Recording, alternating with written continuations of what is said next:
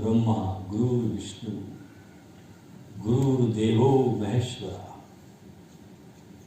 गुरु साक्षात परब्रह्म तस्मै श्री गुरुवे नमः।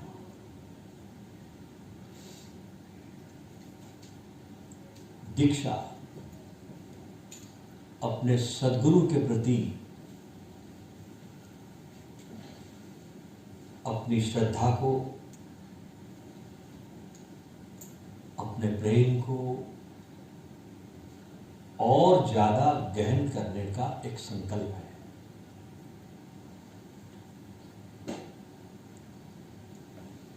अपने विश्वास रूपी सूर्य को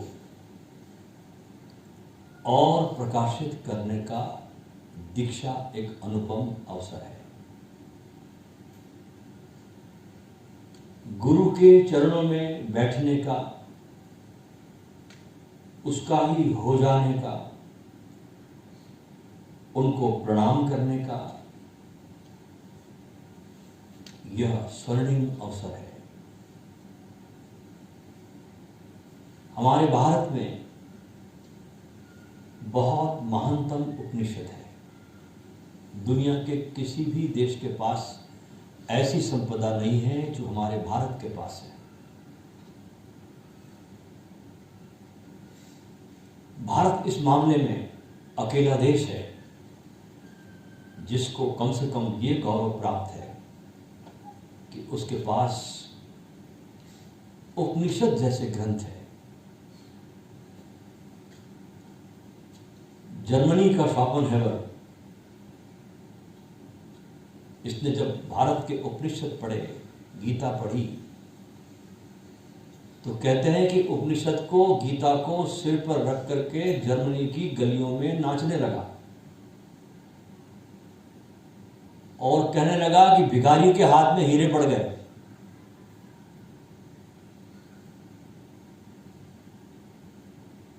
उपनिषद सर्वोत्तम ग्रंथ है। और ये देखो कितने मजे की बात है, इसमें बहुत सुंदर बात यह है कि उपनिषद जिन्होंने रचे, जिन्होंने लिखे, जिन पर ये उतरे, उन्होंने अपनी कोई नाम लिखने की उस पर लालसा नहीं की। किसी भी उपनिषद के ऋषि का कोई नाम नहीं है कि ईशावास्य किसने लिखा, छांदोग्य किसने लिखा, तैत्रेय उपनिषद किसने लिखा, ईशावास्य उपनिषद किसने लिखा। किसी भी ऋषि का नाम नहीं है, क्योंकि वो कहते हैं कि हम तो सिर्फ एक व्हीकल हैं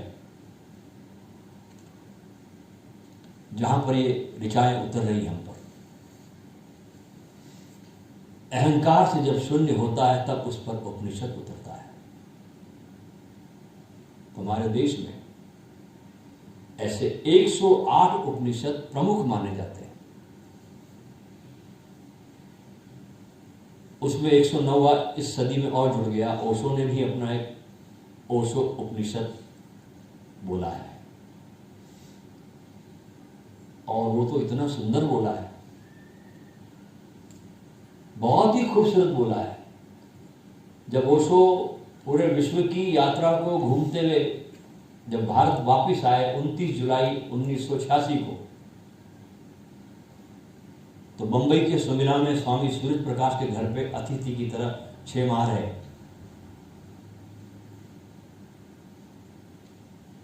और मैंने वहां पर उनके चरणों में बैठकर 6 महीने तक उनकी सभाओं में भजन गाए। उन्होंने मुझे आते समय 10 मिनट और प्रवचन समाप्ति के बाद 10 मिनट, 20 मिनट रोज उन्होंने मेरे गीत सुने। ये मेरे लिए परम सौभाग्य। मेरा सबसे बड़ा सौभाग्य यही है मेरे जीवन के जन्म लेने का कि गुरु के कानों में मेरी वाणी गई, मेरे को सुना। और सुना ही नहीं, कभी कभी मेरे गीतों पर इतने मस्त होते थे कि मेरे गीतों पर वो नृत्य भी करते थे, नाचते थे।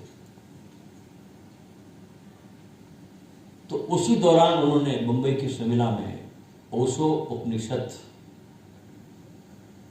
बोला। शायद वो तारीख जहां तक मुझे याद आती है 16 अगस्त 1986 और शाम का 7 बजे, और प्रवचन का शुभारंभ करते हुए कहते हैं कि तुम बड़े सौभाग्यशाली हो कि तुम आज यहां बैठे हो मेरे पास, क्योंकि उपनिषद जन्म ले रहा है।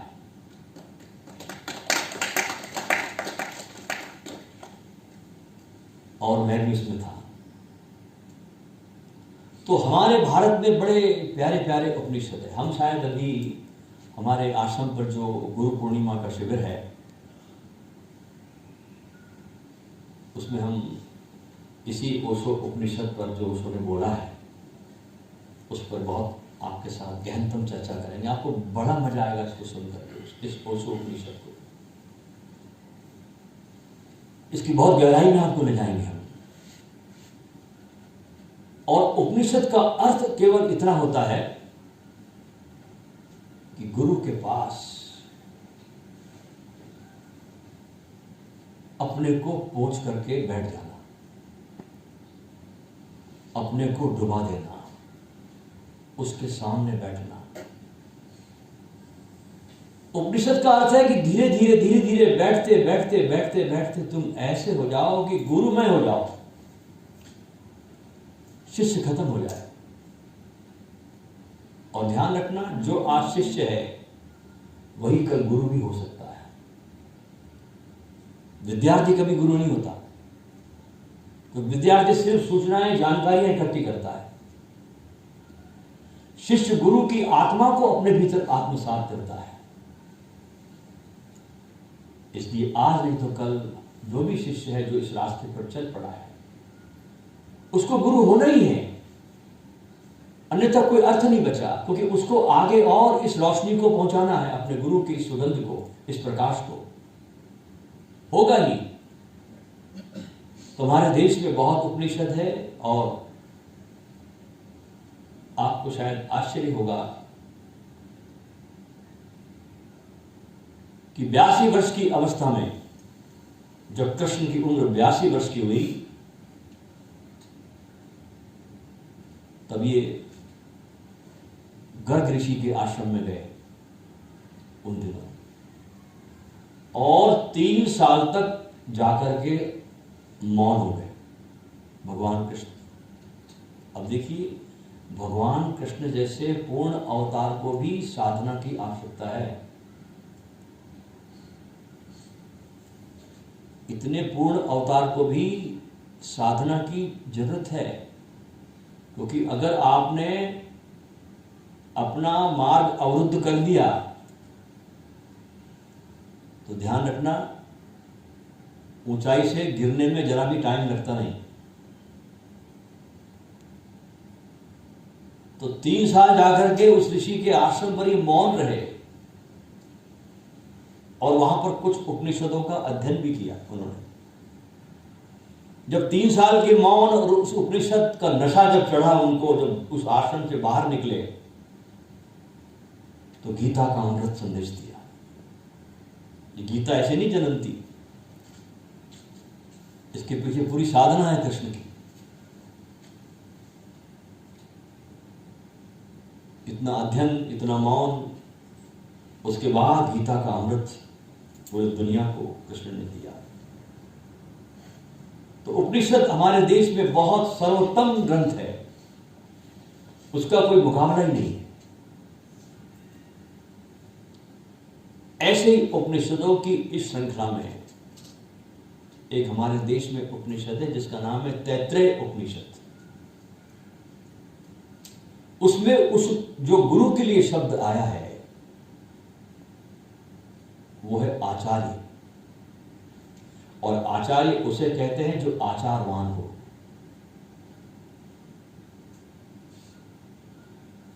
और शिष्य के लिए उस उपनिषद में जो शब्द प्रयोग हुआ है वो हुआ है अंतेवासी। ये शब्द बहुत प्यारा है, बहुत प्यारा नाम है शिष्य का, अंतेवासी। ये अंतेवासी शब्द दुनिया के किसी भाषा में नहीं मिलता। ये भारत का शब्द है। इसका अर्थ ये होता है इस शब्द का कि अनंत अनंत जन्मों तक जो गुरु के साथ जुड़ा है उसे अंत्यवासी कहते हैं। जिसके जन्म जन्म चले गए गुरु के साथ जुड़ने में। पुराने युगों में हमारे देश में गुरुकुल का समय था और उस समय हमारा देश कहते हैं सोने की चिड़िया था। सब शिखर पर था, ज्ञान शिखर पे था, धन शिखर पे था, मनुष्य की नैतिकता शिखर पे थी, हर चीज शिखर पर थी इस युग में। तो गुरुकुल का समय था और जब विद्यार्थी बनकर उस गुरुकुल में व्यक्ति प्रवेश करता था और गुरु उसको कुछ वर्षों के बाद उसे अपने खजाना सौंप करके जब उस अंत्यवासी को विदाई देता था अपने आश्रम से, अपने गुरुकुल से, तो उस विदाई के समय उस अंत्यवासी को जो गुरु पावन संदेश देता था वो इस तैत्तिरीय उपनिषद के सूत्रों में है। शिष्यों के लिए उपदेश गुरु का, विदाई का संदेश। अब शिष्य जा रहे हैं गुरु के पास सारी शिक्षा लेकर, अब जगत के संसार में प्रवेश कर रहे हैं प्रैक्टिकल के लिए। जब कोई शिक्षक विद्यार्थी को देखते हैं ना, कॉलेज स्कूल में पढ़ाते हैं तो पहले थ्योरी पढ़ाते हैं, फिर कहते हैं चलो आओ करके सीखें, फिर सिखाते हैं। तो गुरुकुल में जब शिष्य ने सब ग्रहण किया तो अब समय आया है विदाई देकर के गुरु समझाता है कि अब तुम संसार में क्या करोगे।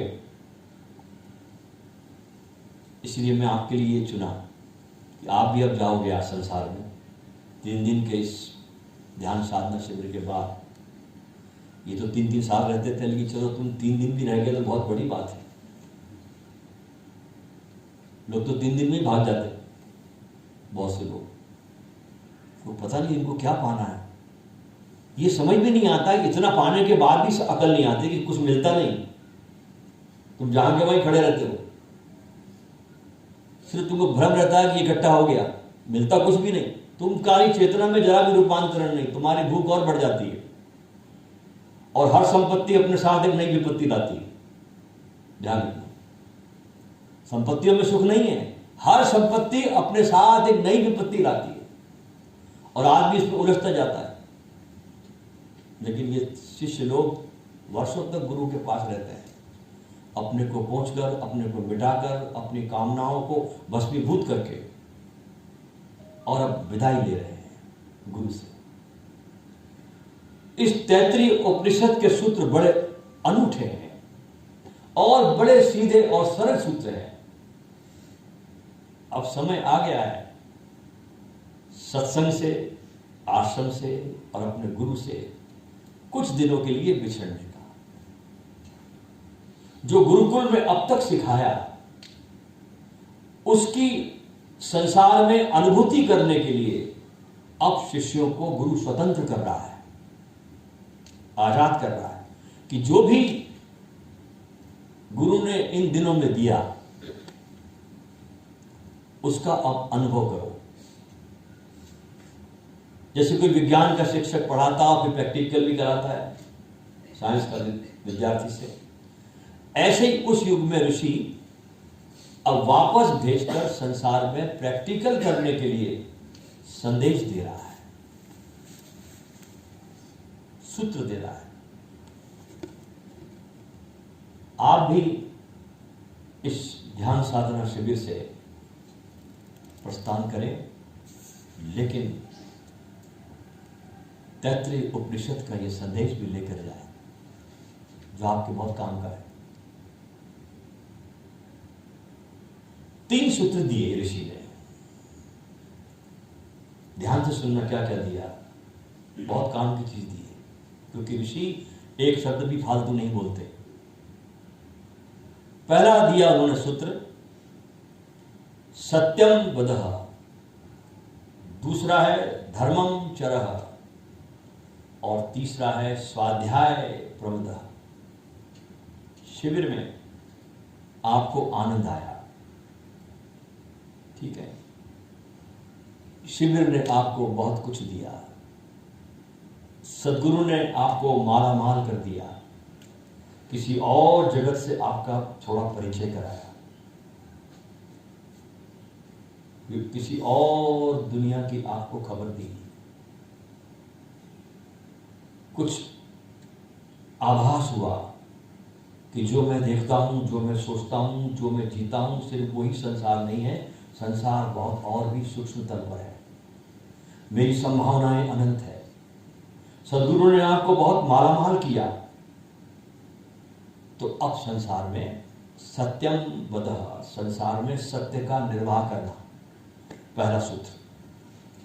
हालांकि राह कठिन है, क्योंकि पल पल तुम्हारे सत्य की कसौटी होगी, पल पल तुम्हारे सत्य को शंका की दृष्टि से लोग देखेंगे, हर पल तुम्हारे पर सत्य के आक्षेप होंगे, लेकिन तुम्हारे पास अगर इस शिविर के अनुभव का प्रकाश होगा तो तुम्हारे जीवन में शांति होगी।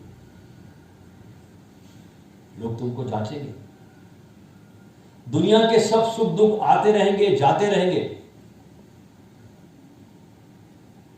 न चाहो तो भी तुम्हारे पास दुख आते हैं। मजे की बात है, देखिए, कभी कभी आदमी अपने दुखों को चाहता भी नहीं है, फिर भी उसके पास आते हैं। वो एक गीत है ना, बड़ा अजीब गीत है वो, मैं सुनता हूं तो मुझे अजीब लगता है कभी कभी। वो उस गीत में वो गीतकार लिखता है कि निकले थे हम खुशी की तलाश में और गम राह में खड़े थे साथ हो लिए।